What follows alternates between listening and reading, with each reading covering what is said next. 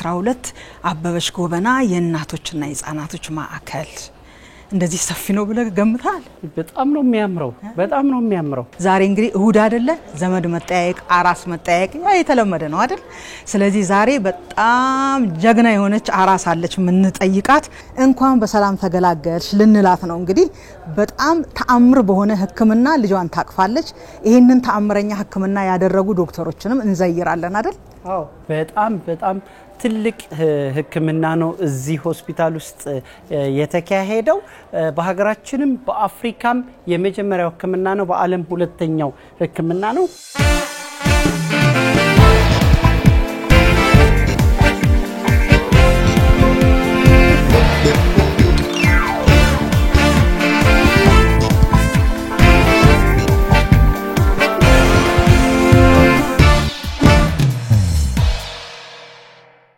ሰናይት ስንት ክፍል ነው ያለችው ስንተኛ ነች ብሎክ 5 ብሎክ 5 ላይ እሺ 117 እሺ ጌታ ብሎክ 5 አንደኛ ፎቅ 117 እሺ በዚህ እንውጣ አይደለ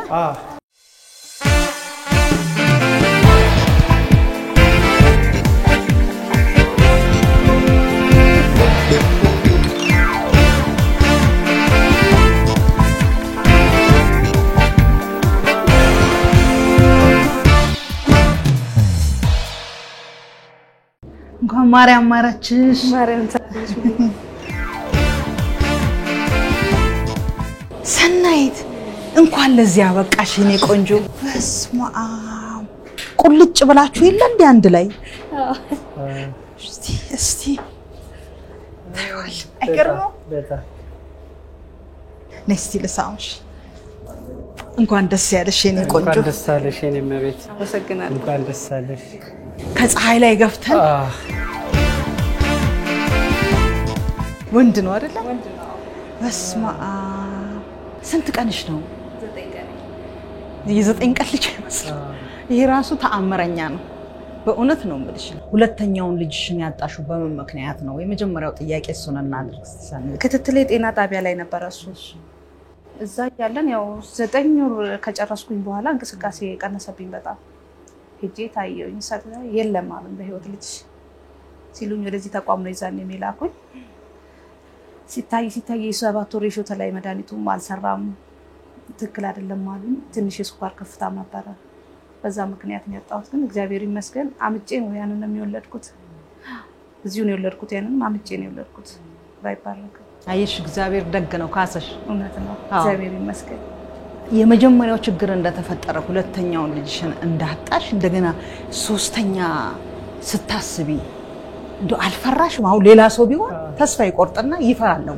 ፍራትም አለ አምልጦ ይላል ይቅርብኝም ይላል አንቺ ግን እንዴት ወሰንሽ በቃ እግዚአብሔርን ተስፋ አድርጌ እውነት ነው ወደ አበበች ጎበና ሪፈር ስትደረጊ ምን ይያልሽ ነው የመጣሽው አሁን ይሄ ነገር ይሳካል እንዴት ነው ይያልሽ የመጣሽው ከዛ ሪፈር ሲሉኝ ትንሽዬ በርግዝና የምትመጣ ስኳር ከፍታ ነበረች የካውን በፊቱን ኬዝ ደግሞ የሁለተኛ ልጁን ስነግራቸው በቃ እዛ መከታተል አለባት አሉና ወደዚህ ላኩኝ እኔ እንጂ ደማነስ ደም ይሰጣል የሚለውን አላቅም እዚህ መጥቼ ደግሞ ዶክተሮች ሲያዩኝ ልጅሽ ደማነስ አለበት አሉ ከዛ ይሰጥሻል ተባልኩኝ ደም ይሰጣል በቃ እኔ በጣም ነው የሚንቀው ታይቶ ተሰምቶ የማይታወቅ ነገር ነው ግን በቃ መክፈል ያለብኝ መስዋዕትነት ሁላ ከፍላለሁ ኪሎ ራሱ 3.5 ነው ሲሉ ነበርና እንደው ሰኒ እንደ አይነት ህክምና እንዳለ ታቂ ነበር እኛ አላቅም አለኩ መጀመሪያ መከላከያው አለ ይመስለኛል እሱን አልወሰድሽም አይደል ሰኒ አሁኑ 7 ወር ላይ ነበር የሚወሰደው ነው አንቺ አልፎሻል 7 ወር ሳይሞላ ገና ደማነሱ ተፈጠረ ስለዚህ የሚደረገው ደም ነው የሚሰጠው እስከዛ ላይ ቆይ ይችላል እስከ 7 ወር ከ7 ወር በፊት ደግሞ መድኃኒት አይሰጥም አሉኝ በቃ ሰምቼ ማይቼ ማላቀው ነገር ነው እኛ ራሳችን ሰምተን አናውቅም እንደዚህ ሁሉም ሰው እንዴት ህፃን ልጅ በሆድ ውስጥ ይያለ እንደዚህ ይደረጋል ነው የሚለኝ ሁሉም ሰው እና ለራሴም ተገርም ያለው ከ5 ወር ጀምሮ ነው ይሰጠው የተጀመረው ህክምና አለ ብለው ወደዚህ ሪፈር አረኩሽ የህክምናው ሂደት ምን ይመስል ነበር ምን ያህል ጊዜ ፈጀ አረክም በሳምንት ሁለቴ እዚህ ከመጣው መጀመሪያ አካባቢ በሳምንት ሁለቴ ውላ ነበር የሚቀጥሩ በጣም ይከታተላሉ በጣም ያያሉ በሳምንት ሁለቴ አንድ ቀን ሐሙስ መጣለው ታያለው ሰኞ ደም ይሰጠው ነበር እንደዛ ያልን ከዛ እየተስተካከለ ሲሄድ በሳምንት አንዴ ሆድሽ ውስጥ ይያለ ጽንሱ ደም ተሰጥቶታል ስንት ጊዜ ደም ተሰጠው 10 ጊዜ 10 ጊዜ ደም ተሰጠው? አዎ 10 ነው ተሰጠው። ማለት እንዴት ተደርጎ ነው ባንቺ ውስጥ ሆኖ አልፎ እንግዲህ ስንት ሳምንት ነበረ ልጁ ደሙ ሲሰጠው ማለት ነው? ገና 5 ወር አካባቢ ላይ ነው የተጀመረው። አንቺስ ምን ይሰማሽ ነበር? ሆድሽ ውስጥ ህመም አለው ወይስ ጭንቀት አለው? ምንድን ነበር ስሜትሽ? እንዴት ነው የምትገልጪው? ያው መጀመሪያ አንዴ ማደንዘዣ እስከሚሰጡ ምናምን ለልጁ እንትን እስከሚሉ ያማል። መጀመሪያም ነው ፍርሃትም አለ። እውነት ነው። ከዛ በኋላ ግን ማደንዘዣ ይጠቀማሉ ዶክተሮች። አያማም ያን ያህል አይደለም። ዋጥ አርቄ ቢሰማኝም እነሱን በጣም ነው የሚደክሙት። የእውነት ለመናገር ላባቸውን ጠብ አድርገው ነው የሚሰሩልኝ። 1-2 ሆነው አይደለም የሚሰሩት፣ ብዙ ሆነው ነው የሚሰሩት። ቲም አላቸው። በቲም ነው ብዙ ሆነው ነው የሚሰሩት። ሁሉም ወላጅ ልጅ ሲወልድ ደስ ይለዋል። ያው በተለይ ሴቶች ደግሞ ይለያል። አመጣችሁ ወይም በኦፕሬሽን ወልዳችሁ ማቀፍና ይሄን ልጅ በዚህ አይነት ሁኔታ ወልደሽ ስታቅፊ ምንድነው የተሰማሽ? እኔ የእውነት ከወድ ወጥቶ ዶክተር ያውጡ ይሄው ልጅሽ ደህና ነው እስከሚልስ በጣም አላመንሽም ማለት በቃ ካሁን በፊት ውስጥ ያለው ህመም አለና ይሄ ልጅ ደግሞ በዚህ ሁኔታ ውስጥ ነው ያለው። ፈጣሪ ምን ያደርጋል ነገር በቃ ወጥቶ ሳይሳየው እኔ እንጃ ህመሜን ብላ ነው የረሳሁት። ስለዚህ መቼም ይሄ ልጅ አድጎ እናቱ የከፈለችውን መስዋዕትነት ሲሰማ ምን ያህል የፍቅር ጠንካራነት የእናት ፍቅር ጠንካራነትን ነው አንቺ ያሳየሽው። በተለይ የሚባለው ችግር ብዙ እናቶች ህፃናቶችን ያጣሉ ልጆቻቸው ገና ሳይወለዱ አይደለም በማህፀን ያለ አይደለም የሚያጠቃው ይሄንን ነገር ህክምናው መኖሩን ስትሰሚ አሁን ለሌሎች እናቶች ምን ትያለሽ? ስለውሳኔ በቃ ቶሎ ፈጥኖ እኔ እንደ ሁለተኛው ልጅ ሳያጋጥም ልቧ ሳይሰበር እናት ይሄን ህክምና ብታገኝ በጣም የተሻለ ነው። ደግሞ ያን ያህል እንደዛ የሚፈራ ነገርም አይደለም፣ ቀላል ነው። ያው አምነሽበት ከገባሽ ጠንካራ ዶክተሮች አሉ፣ ጎበዞች ናቸው በጣም በቃ የሆነ ባባቸው የሚሉሽ ራሱ የሚሰጡሽ እንትን ራሱ ተስፋ አለና ፈጣሪን ይዘሽ ከነሱ ጋር ምንም እንትን የሚል ነገር የለም። ቶሎ ወደዚህ ህክምና ወደዚህ ተቋም ቢመጣ ወደ እንደዚህ አይነት መፍትሄ ቢኬድ ማንም እናት ልቧ አይሰበርም። ስም ወጣለት ማን ተባለ? ከባድ ነው ለዚህ ልጅ ስም ማምጣት። ያውጡለት እኔ አላወጣሁም። ይወሰኒ ለኛ እድሉን ስለሰጠሽ መቼም አንቺ ጥሩ ሰው ስለሆንሽ ነው። ግን አንቺ እናት ነሽ፣ የከፈልሽለት መስዋዕት አለ። በዛ ላይ ደግሞ ለእናት ልጅና ከእናትና ከልጅ የሚያያዝ የተፈጥሮ ህግ አለ። ስለዚህ ረጋ ብለሽ አስበሽበት ጥሩ ስም ታወጭለታለሽ። ከዛ ስምን መላክ ያወጣዋል ይባላል ማለት ነው። ብዙ ጊዜ እንደዚህ አይነት ነገር ሲመጣ ይሄ ልክ አይደለም፣ በእርግማን ነው፣ በመጥፎ ነገር ነው ምናምን የሚባል ነገር ስላለ እናቶች ወደ ሐኪም ቤት ወደ ምናምን አይሄዱም፣ ይፈራሉ። አንቺ ደፍረሽ ወደ ሐኪም ቤት መጥተሽ ለኢትዮጵያ እናቶች አሪያ የሆንሽ ነሽና ምን ትያለሽ? ለእናቶቹ ምን መልእክት ታስተላልፊያለሽ? እግዚአብሔር ጥበብን ያው ለሰው ልጅ ሰጥቷል። እንደዚህ አይነት ችግር ካለ ደግሞ ምንም ኃጢአት የለውም ወደ ህክምና ሄዱ መፍትሄ ማግኘቱ ምንም ኃጢአት የለውም። እንደኔ በቃ ደስተኛ ነው የሚሆኑት፣ መጨረሻው ያማረ ነው የሚሆነው እንደዚህና ሁሉም ሰው ይሄ በፊት የምንለውን አባባል ትቶ ወደ ህክምና ወደ መፍትሄ ቢሄድ ጥሩ ነው የምለው። ምንም ጉዳት የለውም። ይሄ መቼም ነግሽ አይደለም ከእግዚአብሔር ቀጥሎ ተአምረኛ ዶክተሮች አሉሽ። እውነት ነው። እንዲሁ ስለነሱ ስታስቢ ምን ይሰማሻል? እኔ እንጃ የነሱን ቃል አይገልጸውም። እንደዚህ ብዬ ውስጥ አይረካም። እኔ ባፊያሮች በጣም ከምልሽ በላይ ጎበዞች ናቸው። ሲከታተሉ የኔ ብለው ነው ፍጹም ኢትዮጵያዊነት አለባቸውና ቀን እንጃ ከፈጣሪ በታች የነሱ ውጤት ነው ይሄ ልጅ። እግዚአብሔር ይክፈላቸው። አንቺም ተባረኪ። አመሰግናለሁ። እናንተ ማክብራችሁ ስለመጣችሁ ጊዜ እንኳን ልጅሽን አቅፈሽ ለመሳሚያ በቃሽ። እነዚህን ጀግኖች ዶክተሮች ግን ፈልገን ማግኘት አለብን። አንተ ተአምረኛ ልጅ አድጎ ዶክተሮችን አንቺን እንዴት ምን ይሆናል ብለህ ታስባለህ? እኮ እስቲ እናገኛቸው ዶክተሮቹን።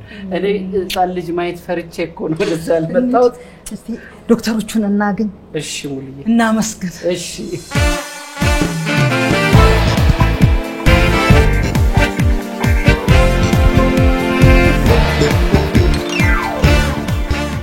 ዶክተር ያሬድ እንዴት ናችሁ? እንዴት ናችሁ? ሰላም ነው። ኮንግራቹሌሽን። በእውነት በጣም ዝናችሁን ሰምተን ነው የመጣነው። ዶክተር ብርሃኑ እንደምን አለ?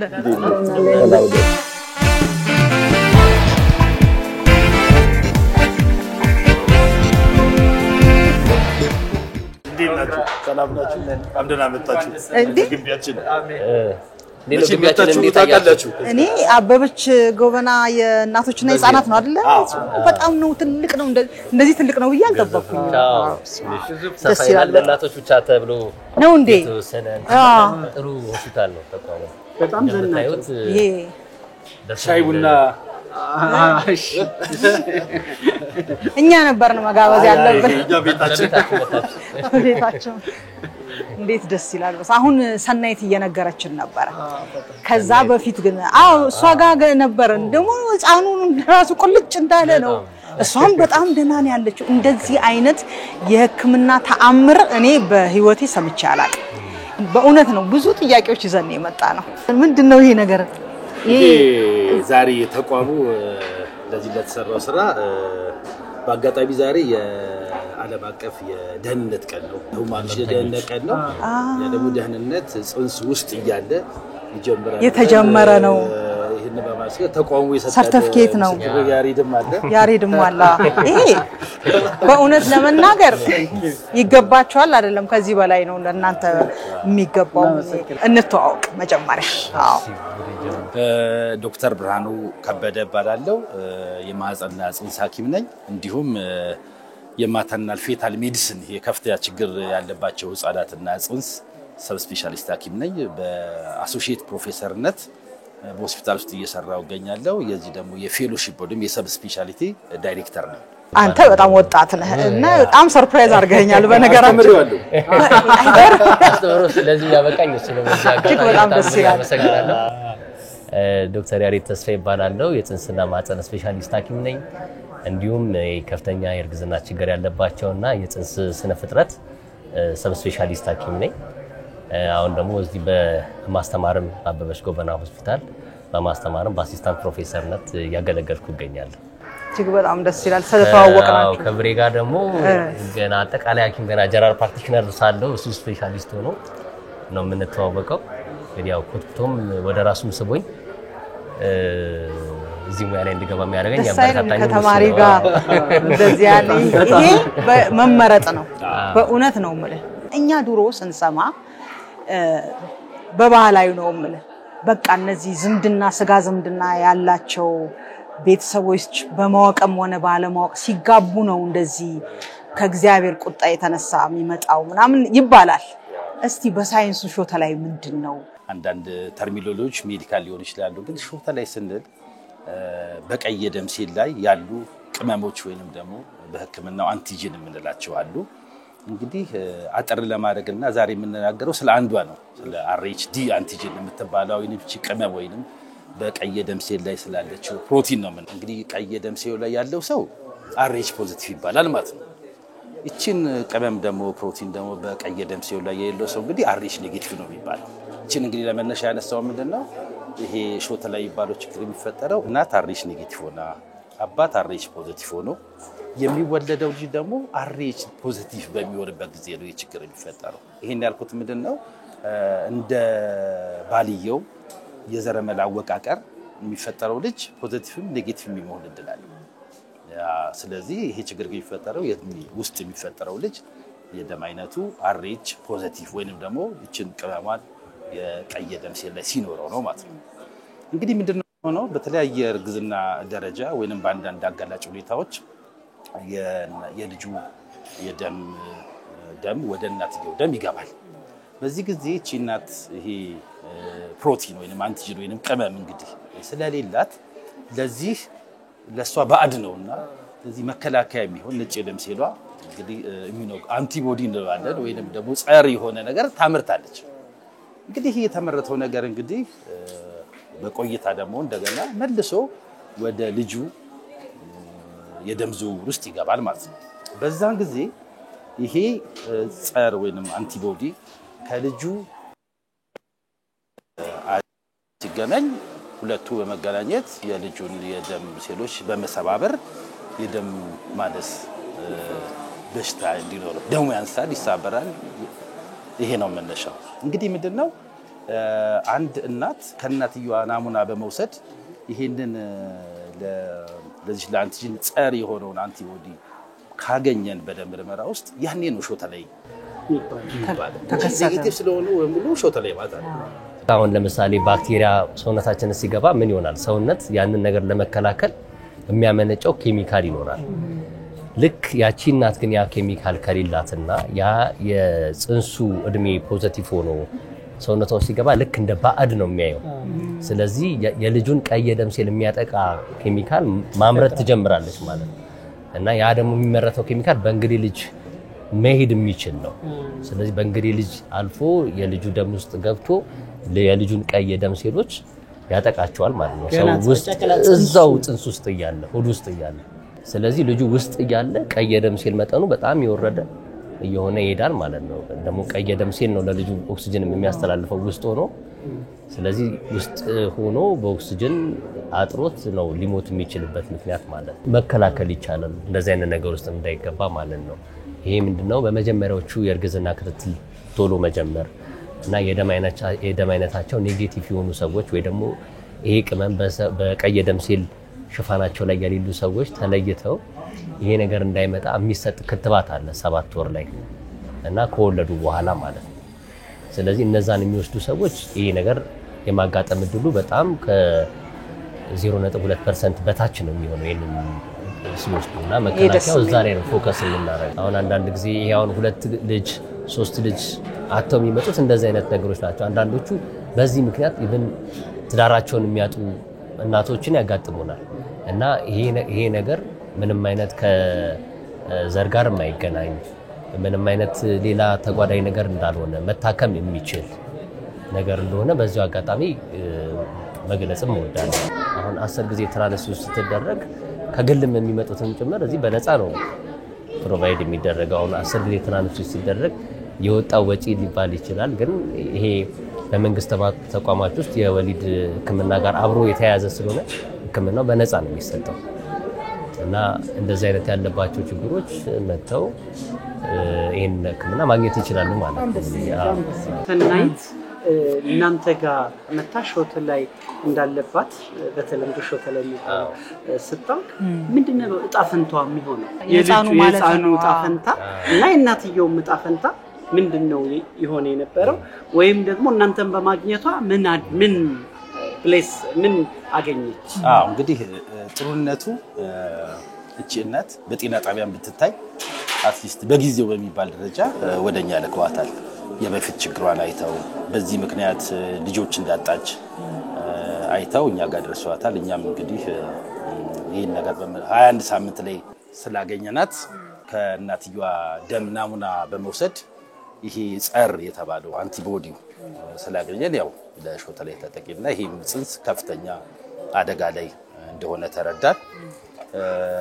የደም ማነሱም እንግዲህ እኛ ባልትራሳውንድ ባየነው ያው ደረጃ አለው። ያየንበት ደረጃ የመጨረሻው ደረጃ ነበር። ልጁ ማበጥ ጀምሯል።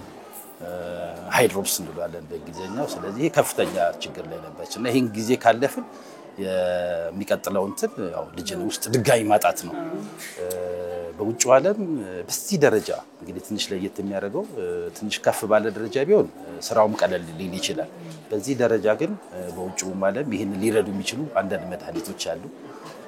ግን ይሄ በእኛ ህሙማኖች በእኛ ክሊያንቶች ደረጃ የሚቻል አይደለምና ያለው አማራጭ ያው ደም መስጠት ነበርና ያው በጣም ቀጫጭን የደም ስሮች ስላሉት ከባድ እንደሚሆን ገምተናል። ግን በቲም ተዋቅረን ዝግጅቱ እንግዲህ በጣም ጠንከር ያለ ዝግጅት ነው። እሱን አዋቅረን ያው ለመስጠት ከነ ችግሩ ዲፊካልቲ ሊገጠመን ይችላል ብለን ጀመርንላት። አሁን ይሄንን በቃላት ስትገልጹት ቀላል ነው የሚመስለው። እኔ አሁን በጣም ቀጭን የደም ስር ያለኝ ሰው ነኝ እና አንድ ጊዜ ታምሜ ሆስፒታል ተኝቼ አቃታቸው ደም ስሬ በጣም ቀጭን ነው ብሎ ለማግኘት ማለት ነው። አንድ ህፃን ልጅ በእናቱ ማህፀን ውስጥ ያለ ያው ሰናይት እንደነገረችን 21 ሳምንተኛው ላይ ነው። እንዴት ተደርጎ እንዴት አድርጋችሁ በእናትየው አልፎ የህፃኑን ደም ስር አግኝታችሁ ለዛው 10 ጊዜ ነው ደም የሰጣችሁትና እንዴት ሊሆን ይችላል ይሄ ነገር ማለት እንዴት ተገኘ? የዛ የጨቅላ የ21 ሳምንት ህፃን ደም ስር የኔ እንኳን አይገኝም በዚህ እድሜ። እሱ ነው አሁን ትንሽ የዚህን የሰናይትን ለየት የሚያደርገው። አሁን ከዚህ በፊት የነበረው ጽንስ 8 ወር ሆኖ ነው ሆዷ ውስጥ የጠፋው ይሄን ልጅ ብንቶ ልክ እንደዚህ 8 ወር አይደርስም። ምክንያቱም ሾተ ላይ የሚባለው ነገር ውስጥ የሚመረተው ቀይ ደም ሴልን የሚያጠቃው ቅመም እየጨመረ ሲሄድ 8 ወር ላይ ከዚህ በፊት ጠፍቶ ከነበረ ቀድሞ ነው የሚጠፋው። ለዛ ነው አሁን 21ኛ ሳምንት ላይ ነው ይሄ ልጅ ማበጥ የጀመረው። ብንጠብቅ 23 ሳምንት የማያልፍ ወይ ከ6 ወር የማይሻገር ነው የነበረው። መጠበቁ ምንም የሚሆን አልነበረምና ያው በፈጣሪም እርዳታ ቲማችን በወሰነው ጠንካራ ዲስከሽን ግድ መሰጠት እንዳለብን ወሰንን እና በአልትራሳውንድ እየተመራን ነው ለልጁን ቀነዛን ቀጫጭን የደም ስሮች ለመስጠት የቻልነው ማለት ነው። በአገራችን የመጀመሪያ ነው አይደል? ይሄ አሁን 21 ሳምንት መሆኑ ትንሽ ለየት ያደርገዋል ቀድሞ መጀመሩ እንጂ ከሰናይት በፊት ብዙ ሰርተናል። እንዴት አልተሰማም ታዲያ? ይሄኛው ለየት የሚያደርገው ምንድነው? 10 ጊዜ ስለተሰጠው። አዎ የስኬቱ ሌላው ነገር 21 ሳምንት ላይ ደም መለገስ መጀመሩ ነው። 21 ሳምንት ገና ልጁ 400 ግራም በጣም ትንሽ ሆኖ በዛ ልክ መለገሱ ነው። ሌላው የሰናይት አሁን 21 ሳምንት ላይ ሲመጣ ኦሬዲ አብጦ ሆድ ውስጥም ውሃ መቋጠር በደም ማነሱ ምክንያት እንደዚህ አይነት ችግሮች ውስጥ የነበረ ልጅ ነው። በዚህ ውስጥ ደግሞ ከ50 እስከ 80% የመሞት እድል አለ። እግዚአብሔር ይመስገን ተሳክቶልን ደም ወሰደ። አሁን ያው እንግዲህ ከሰናይት ጋር እንዳያችሁት አይነት ቁልጭ ብሏል። 3.5 ኪሎ ሆኖ ነው የተወለደውና ደግሞ በተጨማሪ የስኳር ህመምተኛም ነች እሷ። ያን ሁሉ ሌላው አንድ ከሾተ ላይ ተጨማሪ ሌላ ሪስክ ማለት ነው። ይሄን ሁሉ ቻሌንጅ ያለፈ ጉዳይ መሆኑ ነው። በኋላ ሊትሬቸሮች ስናይ 10 ጊዜ የተወለደው በብራዚል ውስጥ የነበረ አፍሪካ ውስጥ ደግሞ ቁጥሩ አሁን ገባኝ። ስለዚህ በአፍሪካ ምንም የሌለው እስካሁን 10 ጊዜ ደም የተሰጠው ነው። ሪካርዱን ሰብሯል ማለት ነው። ይሄ ልጅ አድጎ እናንተን አይቶ ምን እንደሚሆን አላውቅም። የ21 ሳምንት ጨቅላ እናንተ እንደ በሽተኛ እንደ ፔሸንት ቆጥራችሁ ትሪት ያረጋችሁበት መንገድ ትልቅ መልእክት ነው ያለው። ይሄንንም ሰርቲፊኬት ያገኙት እንደሱ ስለሆነ ነው የሚለው ሰርቲፊኬቱ። ልክ ጽንሱን እንደ በሽተኛ እንደ ቋሚ ህክምና የሚወስድ ሰው ወስዳችሁ ላረጋችሁት ህክምና ነው ማበረታቸው። በ21ኛው ሴንቸሪ እንግዲህ አንዳንድ ጽሁፎች አሉ ዘፌተስ አዘ ቢንግ ጽንሱም ውስጥ ያለ ራይቶች አሉት ብለን እናምላለን እንደ ፌታል ሜዲሲን ስፔሻሊስት እንደዚህ አይነት እምነት አለንና ውስጥ እሱን ፕሮቴክት የማድረግና ዛሬም ይሄን ሲሰጥ ሴፍ ፔሸንት ሴፍቲ ዴይ ወይንም ደግሞ የህሙማን የደህንነት ቀን ሲከበር ደህንነት ውስጥ እያለ ይጀምራል የሚለውን በዛን ጊዜ እርዳታ ባይሰጠው ኖሮ ይሄ ልጅ ወጥቶ አናየውም ነበር የሚለውን ኮንቲኒቲ ወይንም ደግሞ በጣም ቀድም ስትነግረኝ የግሩፓችሁ ጥንካሬ ነበረ ብለኛል። ከናንተ ጋር ሌሎች ዶክተሮች አሉ። እነሱንም ግለጽልንና እናመስግናቸው በዛው። አንዴ ማመስገን ካለብኝ የኛም አስተማሪ የነበረ አብሮ የኛ ጓደኛ የነበረ ይሄንን እቃዎች ለራሱ ያስመጣ ዶክተር አብዱል ፈታህ ቢባል ሐኪም ዶክተር አብዱል ፈታህ ይሄንን እቃ የኛን ጥረት አይቶ ለርኒንግ ከርባችንን አይቶ መጥቶ በሆስፒታሉ ሪኮግናይዝድ ሆኖ እንደዚህ እቃዎች ለኛ ካስረከበን ወዲያ በጣም ውጤታማ በሆነ መንገድ ነው የምንሰራው። ያንን እቃዎች ከያዝን በኋላ ቅድም እንዳልነው እንግዲህ ያው በአልትራሳውንድ በመታገዝ ነው ስራውን የምንሰራው። በእንግዲህ ልጅ በማለፍ በቀጫጭን የደም ስሬቶች ውስጥ ለልጁ የመስጠት ሂደት አለ። ልጁ መንቀሳቀስ አለ። ይሄንንም የምናቆምበት መድኃኒት አለ። ለልጁ እንዳይንቀሳቀስ ወይንም ደግሞ እንዲያፈዘው የምንሰጠው መድኃኒት አለ። ይሄን እንግዲህ አልፎ ነው ለውስጡ ቅድም እንዳልኩት የቲም ወርክ ነው። ቲሙ እኔ ያለው ዶክተር ያሪድ አለ። 2 ዓመት ተማሪ ዶክተር ጸጋይ፣ ዶክተር ቴዎድሮስና ዶክተር ነጃድ አሉ። የ1ኛ ዓመት ተማሪ ደግሞ ዶክተር ሙለታና ዶክተር ሙሉጌታ አሉ። እንግዲህ የተለያየ ስራ አላቸው። ደሙን ማዘጋጀት ራሱ የቻለ ነው። ደሙ ደረጃውን የጠበቀ እንዲሆን ማድረግ አንድ ነገር ነው። የደም ንጥረ ነገር ይዘቱም እዛ ላይ ዲደስ ከፍተኛ ጥንቃቄ ያስፈልጋል። ከምንም በአብዛኛው በእኛ በሀገራችን ደረጃ ከምንም ጸረ ህዋስ ወይም በሽታ ንጹህ መሆኑን ማረጋገጥ አንድ ነገር ነው። 3/10 ይሁን እንጂ ሴትዮዋ ፕሮባብሊ ከ30 40 በላይ ቪዚት አለ። ይሄ ህክምና በተሳካ ሁኔታ መጠናቀቁ ለሀገራችን የህክምና እድገት ወይም በሀገር ደረጃ ያለው አስተዋጽኦ ምንድነው? እንደው እንደ ማጠቃለያ በጣም በከፍተኛ ህብረት የሚሰራ ስራ ስለሆነ የዚህ አገልግሎት ተጠቃሚ እንዲያደርጉ ብዙ ህሙማንን ረድተናል። በዚህ እንደ ሀገር ግን እኔ ብዙ ጊዜ ይሄ መጀመሪያው ይሄ ሰርቪስ ባይጀመር እኛ ውጭ የሚሄድን በምናይበት ጊዜ ይሄን አለመስራታችን በጣም ከባድ ጊልቲ ፊሊንግ ይሰማን ነበር።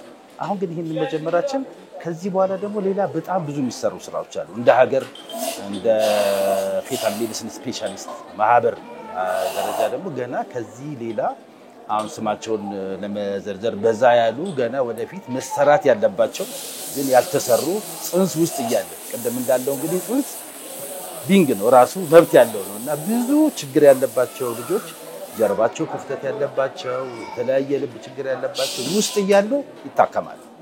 እነዚህ ህክምናዎችን ደግሞ ወደዚህ ለማምጣት ይሄ የመጀመሪያ ስቴፕ ነው፣ ስቴፒንግ ስቶን ብለን እናስባለን። እንግዲህ የመቀባበል ነው። ይሄን እዚህ ድረስ አድርሰናል፣ ወደፊት እንቀጥላለን። ኔክስት ጄነሬሽን ደግሞ ውጭ የምናየውን ነገር በሙሉ እዚህ መጥቶ ሲሰራ ማየት እኔ ህልሜ እሱ አዎ ምንድነው ይሄ አሁን የጽንስ ውስጥ ያለ ደም መለገስና እንደዚህ ሾተ ላይ ያሉትን ነገሮች በዚህ መልኩ በጥሩ ሁኔታ ማሳካት አንድ ሰርቪስ ነው። ጽንስ ላይ የሚፈጠሩ ነገሮች ግን በጣም በዛ ያሉ ናቸው እና ኩላሊት ላይ የሚፈጠሩ የትቡር መዘጋቶች አሉ፣ ጭንቅላት ላይ የሚፈጠሩ ችግሮች አሉ። እነዛም ግን መታከም የሚችሉ ነገሮች ናቸው። የጀመርናቸው ስራዎች አሉ። ከዛም ባሻገር ደግሞ የበለጠ እቃዎቹን አግኝተን ማንኛውም ጽንስ እንደ ሰው አሁን ሰው ቢታመም እንትን አትለውም አይደለም፣ የሚያስፈልገውን ነገር ትንከባከባለህ። ጽንስንም ልክ እንደዛ በሚያስፈልገው ልክ መንከባከብ ይኖርብናልና ይሄኛው ለዛኛው ሽግግር አንድ ደረጃ ብለን እንወስደው የምንችል ነገር። ይሄ መቼም የሚያሳየው እኛም አሁን ሙያችንን እንወዳለን። የሚወዱትን ሙያ ሲሰሩ ስኬቱ ጥሩ ይሆናል፣ አለበለዚያ አይገናኝም አይደለም። ስለዚህ ሙያችሁን እንደምትወዱ እንደዚሁ ያስታውቃል እና ደግሞ እንደ እድል ሆኖ ቲማችሁም እንደዛ ነው ይመስለኛል። የህብረት ስራ ምሳሌ ነው። በቃ በጋራ እኮ ይሄ ሁሉ ባለሙያ ስንት በጣም ብዙ ባለሙያ ነው የጠራችሁት። ይሄ ሁሉ ሰብ ስፔሻሊስት ዶክተሮች፣ ነርሶች፣ እናትየው ጽንሱ ተጨምሮ ትክክለኛ የህብረት ስራና በቡድን የጋራ ስራ ውጤት ነውና በጣም እኛ ያኮራል። ከልብ እናመሰግናችኋለን፣ እንወዳችኋለን። እናመሰግናለን። እኛም ደግሞ እንደዚህ ፐብሊክ ፊገሮች መጣችሁ ከኛ ጋር ቢዚ ስላጠፋችሁ በጣም ክብሩ ለኛ ነው። በእውነት በጣም እናመሰግናለን። ቴንክ ዩ በጣም